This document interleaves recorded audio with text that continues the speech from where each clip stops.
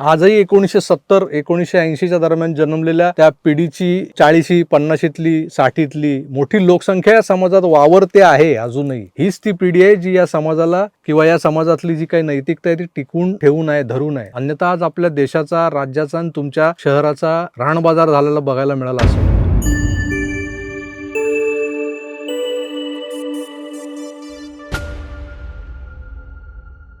रामकृष्ण हरी.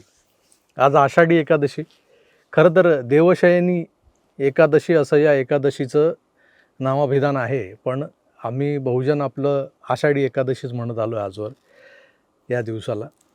त्यामुळं आषाढी एकादशी आहे. असो, चांगल्या दिवशी एका वाईट विषयाला हात घालतोय त्याबद्दल आधी माफी मागतो तुमची. कारण व्हिडिओच्या शीर्षकावरूनच समजलं असेल तुम्हाला की नेमका काय विषय आहे.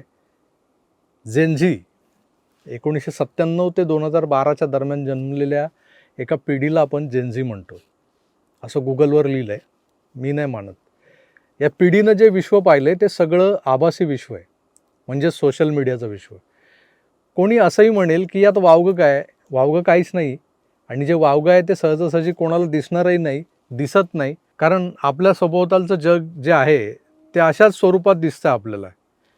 मग हे वावगं की ते वावगं असा भेदभाव करायला काही वावच उरत नाही आहे. आज लोक OTTवर वेब सिरीज बघतात, विशेषतः नेटफ्लिक्सवरच्या स्पॅनिश, इटालियन, पोर्तुगीज भाषेत बनवलेल्या. पण मग त्या इंग्रजीत किंवा हिंदीत डब केलेल्या असतात, त्याला जास्त प्रेफरन्स दिला जातो इंडियन कॉन्टिनेंटमध्ये, आपल्या ह्या भारतीय उपखंडात. अशा या वेबसिरीजना प्रचंड मागणी, कारण यात दर 5 मिनिटांनी उघडानागडा सेक्स आपल्या समोरच्या स्क्रीनवर दिसत असतो आपल्याला. भारतात हे असे आंबट शौकीन कमी नाही आहेत किंवा भारतात जास्त आहेत असं मी म्हणणार नाही. ही एक मानवी प्रवृत्ती आहे आणि त्याला नाकारून पुढे जाता येत नाही आपल्याला. त्यामुळं जिथं जिथं ज्या ज्या कंट्रीजमध्ये हे उघडपणे बघता येतं, अनुभवता येतं, तिथं हा चोरी छुपेवाला मामला नसतो, चोरीचा मामला नसतो. आपल्याकडे थोडंसं बॅन असल्यामुळे या सगळ्या गोष्टींवर ज्या गोष्टींना दाबलं जातं त्याच गोष्टी जास्त पाहिल्या जातात. त्यामुळे या हिंदीत डब केलेल्या ज्या वेबसिरीज आहेत त्या जास्त बघितल्या जातात नेटफ्लिक्सवरच्या. ज्याच्यात जसं मी म्हणालो की दर 5 मिनिटांनी उघडानागडा सेक्स आपल्याला समोरच्या स्क्रीनवर दिसतो. तर भारतात पॉर्न साईट्स बॅन आहेत, तरी लोक कुठून कुठून जुगाड करत काही साईट्सवर ते 10-12 मिनिटांचे सेक्स व्हिडिओज बघतातच. हा बॅन बिन काही कामाला येत नाही इथं. हा पॉर्नचा भयंकर इफेक्ट जो आहे ना, तो आपल्या आजच्या या जेनझीवर झालेला आहे. हे विधान मी फार जबाबदारीनं करतोय, कारण माझ्या पिढीनंही पौगंडावस्थेत येताना ते कुतूहल जे आहे ना, ते करमचंद, हैदोस सारख्या मासिकांवर शमवलेलं आहे. मग एक काळ असाही आला की भाड्यानं मिळणारा TV VCRच्या माध्यमातून कॅसेट्स लावून ब्लू फिल्म पाहता येऊ लागल्या. पण हे सारं एका मर्यादेच्या आणि सामाजिक बंधनांच्या चौकटीत होतं. आपण हे असलं काहीतरी करतो, म्हणजे करमचंद, हैदोस सारखी पुस्तकं लपून छपून वाचतो, किंवा मित्राच्या घरचे गावी गेलेत म्हणून तिकडे जमून पहाटेपर्यंत जागरण करत ब्लू फिल्म्स पाहतोय. हे कोणाला समजलं तर काय होईल? आपल्या घरच्यांना समजलं तर काय होईल? आईवडिलांना समजलं तर त्यांच्या नजरेला नजर तरी कशी भिडवणार आपण? अहो, ज्या व्हिडिओ पार्लरमध्ये हे TV VCR आणि 2 हिंदींसोबत एक XXX कॅसेट आणायला जायचो, त्या तिथल्या दादाला एक शोले दे, एक सागर दे आणि एक XXX दे असं तोंड उचकटून त्या कॅसेट्स मागणार कोण? हा यक्ष प्रश्न असायचा. इतकी लाज वाटायची. मग ग्रुपमधला टग्या दिसणारा एखादा थोडीफार मिसरूड फुटलेला पोरगा पुढे व्हायचा आणि हे सगळं स्वतःच्या खांद्यावर घ्यायचा. इतकी कुचंबणा, इतकी कुंठा या विषयात भरलेली असायची. मित्रांनो, मानवी शरीर आहे, त्यात वयपरत्वे घडणारे बदल आपल्याला स्वीकारावे लागतात. त्यात हे जे काय मी मांडतोय ती तर प्रजोत्पादनाची संप्रेरकं आहेत. त्यांना टाळून आयुष्य पुढे जाणार कसं, नेणार कसं? पण आमच्या काळात या संप्रेरकांना उचंबळून टाकायला फारशी साधनं किंवा मानवी देहाचं उघडं-नागडं प्रदर्शन हे सहसा कुठेही असं उपलब्ध होत नव्हतं. संभोग किंवा समागम तर फार लांबच्या गोष्टी होत्या. त्यामुळे साहजिकच आमची पिढी ही संतुलित, नियंत्रित, कंट्रोल्ड म्हणावी अशी पिढी होती. खूप बंधनं होती, सामाजिक बंधनं होती आमच्या पिढीवर. अगदी सिनेमातले लव्ह सीन्स किंवा TV सिरियल्समधले लव्ह सीन्स जे असायचे, हे 2 गुलाबाची फुलं झुडपं अशी एकमेकांवर आदळली की हिरो हिरोईनच्या प्रेमाच्या पुढचं जे काय काम होतं ते तमाम झालं आहे असं समजून घ्यायचं आणि मग पुढच्या सीनला हिरोला सांगताना दिसायची, मैं तुम्हारे बच्चे की माँ बनने वाली. तर हे इतकं साधं सरळ सोपं होतं. पण आज परिस्थिती बदलली आहे. आज सोशल मीडियावरून नको तेच आपल्या पोराबाळांना पाहायला मिळते. आता त्यावर कंट्रोल राहिलेलं नाही आहे. आता इंटरनेट शाप की वरदान असा निबंध लिहायची देखील सोय राहिलेली नाही आहे. मग सांगता कोणाला? पण हीच इंटरनेटच्या चुकीच्या वापरानं बिघडलेली पिढी जेव्हा देशातल्या राजकीय परिस्थितीवर भाष्य करायला पुढे सरसावते ना, तेव्हा त्यांची कीव करावीशी वाटते मला.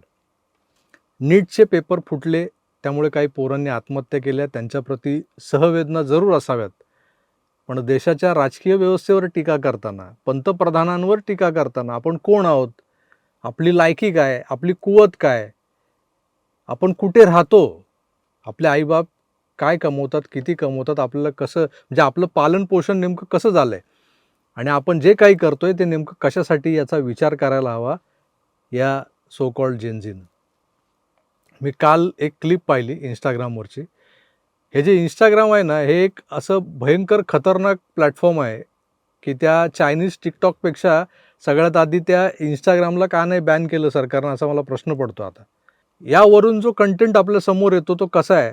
तो कंटेंट क्रिएट करणाऱ्या मुली, खास करून मुलींबद्दल बोलतोय मी, की या मुली नेमक्या काय टाकतायत इन्स्टावर, काय दाखवतायत इन्स्टावर आणि हे दाखवून अश्लील बोलूनच व्ह्यूज लाईकची गणितं जुळवणार का तुम्ही, असा प्रश्न पडतो मला. यातल्या काही सटवाया अलीकडे राजकारणावर बोलताना दिसतात.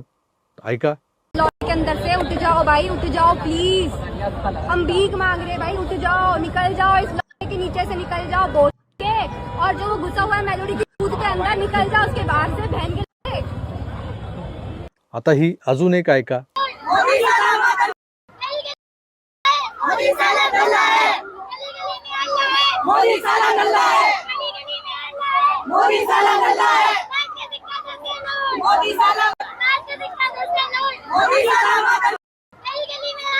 या सगळ्या गदारोळात एक उन्मत्त, उन्मादी आणि बेफिकीर तरुणाई कशी असते हे तर दिसतंच आहे.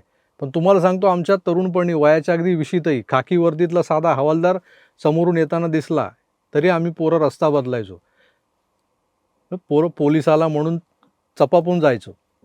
त्यांच्याशी बोलणं तर दूर, उगाच त्यांच्या नजरेला नजर भिडवायला नको म्हणून नाकासमोर चालत 100च्या स्पीडनं सटकायचो. काही अपराध गुन्हे काही केलेले नसायचे ना, आमच्या खिशात अशी कुठली गोष्ट असायची 50-50 ग्रामवाली ती पावडर बिवडर, तरीही घाबरायचो. पण आजकालची पोरं police, CRPF, rapid action force अशा कुठल्याही टाईपच्या वर्दीतल्या लोकांना घाबरणं तर दूर, त्यांना फाट्यावर मारतात. कसे तेही बघा.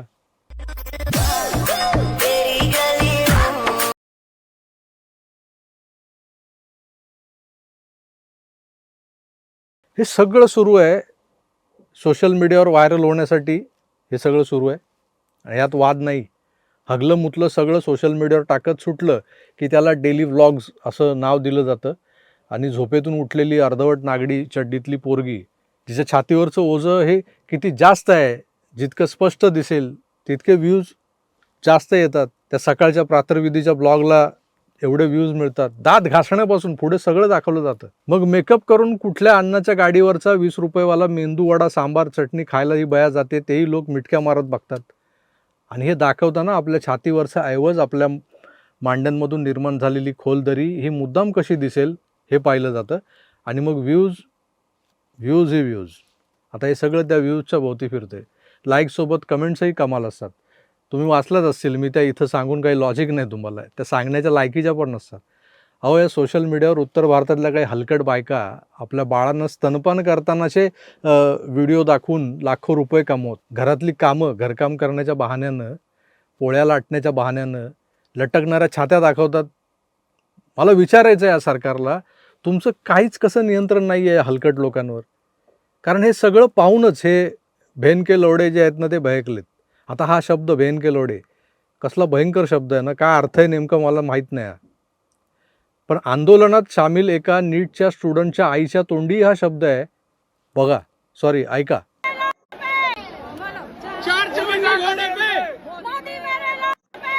हे सगळं पाहून ऐकून डोकं भंजाळून गेलंय माझं. जेनजी म्हणजे हीच काय अवदसा आहे असा प्रश्न पडतोय मला. यांच्यात जर एवढा लैंगिक उन्माद सळसळत असेल ना, तर त्याची परिणिती अत्यंत हीन आणि वाईट मार्गाला लागलेल्या अशा एका समाजात होणार आहे पुढे जाऊन. आजही 1970-1980च्या दरम्यान जन्मलेल्या त्या पिढीची 40, 50तली 60तली मोठी लोकसंख्या या समाजात वावरते आहे अजूनही. हीच ती पिढी आहे जी या समाजाला किंवा या समाजातली जी काही नैतिकता आहे ती टिकवून ठेवू नये, धरू नये. अन्यथा आज आपल्या देशाचा, राज्याचा आणि तुमच्या शहराचा राणबाजार झालेला बघायला मिळाला असता तुम्हाला. नव्हे तो आताही दिसतोय काही प्रमाणात. मला अशा वेळी या सो कॉल्ड जेनजीचं कौतुक करून आपली राजकीय पोळी भाजणाऱ्या त्या समस्त राजकारण्यांना आणि राजकीय पक्षांना एकच सांगायचं आहे की एका बापाचे असाल ना तर डोळे बंद करून या भडव्यांचं, या गणिकांचं अंधानुकरण करू नका. तुमच्या फायद्यासाठी यांचा अनुनय करू नका, यांना डोक्यावर बसू नका. आज हे तुमच्या डोक्यावर बसतील, तुम्ही नाचाल यांना घेऊन डोक्यावर, उद्या तुमच्याच कानात गरम गरम मुततील हे लक्षात ठेवा. पुन्हा एकदा आषाढी एकादशीच्या शुभेच्छा देतो आणि तुमचा निरोप घेतो. धन्यवाद. नमस्कार.